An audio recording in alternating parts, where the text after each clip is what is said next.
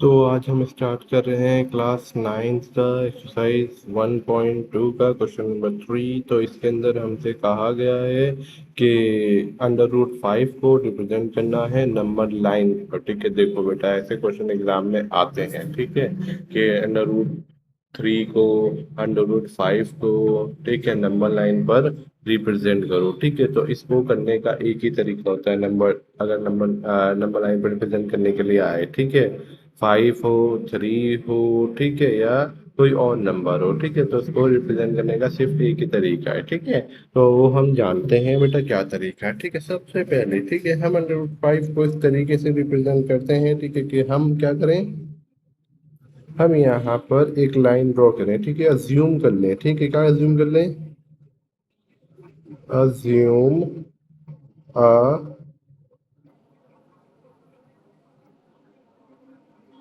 Right angle triangle. ठीक है, कि हम अज्यूम करते हैं राइट एंगल ट्राइंगल को। ठीक है बेटा, तो जैसे कि अज्यूम करा है हमने, तो हम क्या लेते हैं, ठीक है, एक बेस होता है हमारे पास। ठीक है, एक ही बेस होता है। ठीक है, ये होता है हमारा बेस। ठीक है, तो हम इसको मान लेते हैं 2 सेंटीमीटर की यूनिट। ठीक है, 2 यूनिट, 2 यूनिट माना हमने इसको। ठीक है, और ये हमारा क्या है, ये हमारा परपेंडिकुलर है। ठीक है, ये परपेंडिकुलर को माना हमने 1 यूनिट। ठीक है, अब ये क्या है बेटा हमारा, एक मिनट, थोड़ा सा ये ट्रायंगल गलत सा बन गया, इसको सही से बनाते हैं। ठीक है,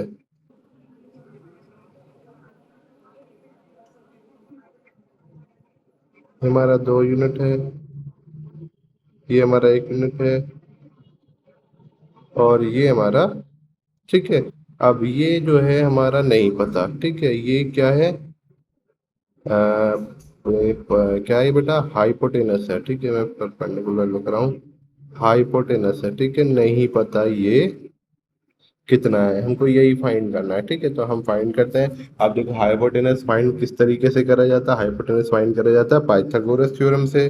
ठीक है, तो पाइथागोरस थ्योरम क्या कहता है हमसे, पाइथागोरस थ्योरम कहता है हाइपोटेनस, ठीक है, इसको नाम दे देते हैं ABC। ठीक है, हाइपोटेनस का square is equal to perpendicular का स्क्वायर प्लस बेस का स्क्वायर। ठीक है, यही होता है ना। ठीक है, अब यहाँ से हमको देखते हैं क्या होता है हमारा क्वेश्चन। ठीक है, हाइपोटेनस नहीं पता, तो हाइपोटेनस का स्क्वायर तो ऐसे ही चलता रहेगा। हाइपोटेनस की जगह हमने क्या नंबर लाइन पे हमारे नंबर हैं, ठीक है, हमारे पास है BC का square is equal to perpendicular हमारा AB का स्क्वायर है, और बेस हमारा CA का स्क्वायर है। ठीक है, इसके डायमेंशंस लिख लेते हैं, जो डायमेंशंस हमारे हैं। ठीक है, ये नहीं पता BC हमको, तो BC का स्क्वायर ऐसे ही रहेगा।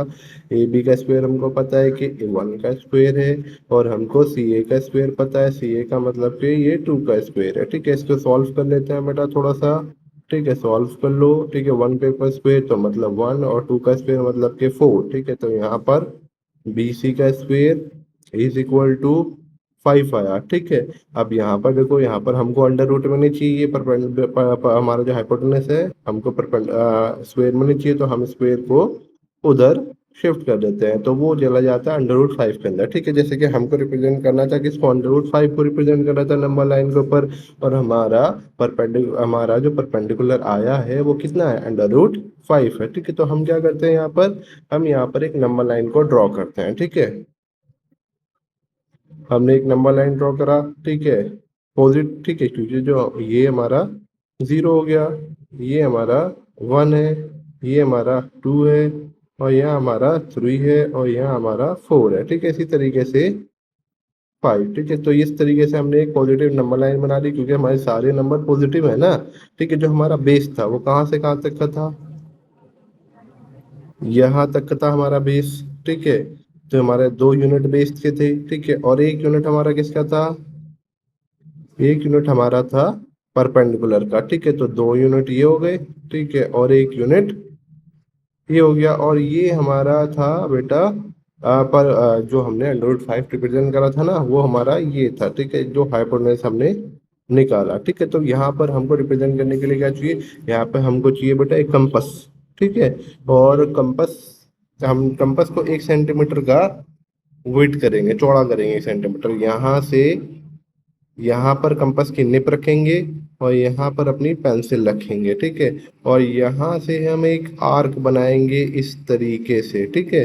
एक कंप्लीट आर्क बनेगा, ठीक है। जैसे कि हमने यहाँ पर एक आर्क बनाया ना, इस तरीके से आर्क बनाया, जहाँ पर ये रिप्रेजेंट हुआ है, ठीक है, जहाँ पर इसने आर्क ने लाइन को टच करा है, वही वैल्यू हमारी अंडर रूट 5 की कहलाएगी, इसी तरीके से, ठीक है। यही कहा गया है बेटा हमसे क्वेश्चन में कि अंडर रूट 5 को रिप्रेजेंट करना नंबर लाइन के ऊपर, ठीक है। तो हमारे सारे पॉजिटिव नंबर थे, तो इसलिए हमने नंबर लाइन भी पॉजिटिव ही बनाई, ठीक है। तो यहाँ पे इस तरीके से रिप्रेजेंट करा जाता है नंबर लाइन को, ठीक है। नंबर लाइन पर हमने अंडर रूट 5 को रिप्रेजेंट कर दिया, ठीक है बेटा। चलो मिलते हैं नेक्स्ट वीडियो में। और इसके अलावा साथ साथ मैं आपको क्वेश्चन नंबर 4 के बारे में बता देता हूँ। क्वेश्चन नंबर 4 जो है एक ऐसा क्वेश्चन है, क्वेश्चन नंबर 4 वो क्लास